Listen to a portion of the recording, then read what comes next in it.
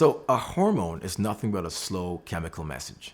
Think about it. You can't hold progesterone or testosterone or even estrogen in your hands, right? It's a message that your hypothalamus, your brain, sends out a message to receptors like all over your body. So it's a slow chemical message. I move my hands. This is more of a nerve message, a neuron, right? It's a fast message. A hormone is a lot slower. So when a man is over 40, 45, testosterone starts declining. Okay, so that means maybe in your 20s, you're a lot leaner, naturally leaner, didn't have to do much to be lean. You start aging, you realize that you're losing muscle, right? So as you age, you're looking at probably osteoporosis, muscle wasting, because testosterone is declining. So a lot of men who come to us have those two things. Number one, they're getting out of shape and getting out of shape fast. And number two, libido, sex drive is just declining as well. But before we go into that, we want to look at the whole body, the vascular system, right? Because those same hormones are carried around by the blood. So we want to look at where the blood is. So hemoglobin and hematocrit, two critical markers. Before you jump into hormones, you want overall balance, right? And that, again, goes back to cortisol, because cortisol is this master hormone. I always tell the story of a cop car or an ambulance driving down the street. What happens? Everybody pulls over to the side to let them go through.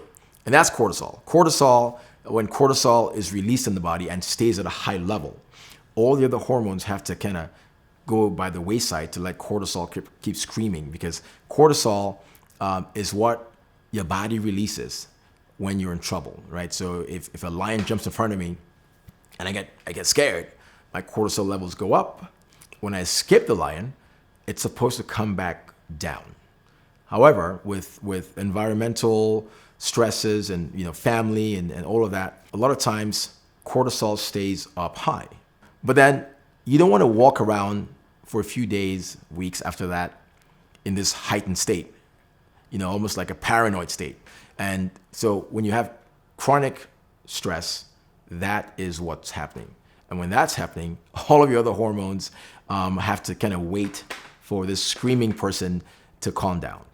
So what happens then is sleep absolutely gets impacted. Your mood, some people get depressed. And, if you're just a powwow person, you might never actually know that until something drastic happens to help you, to make you crash. So when patients come in, we want to understand exactly where you are, so that because it gives us a better chance of helping you get back to balance.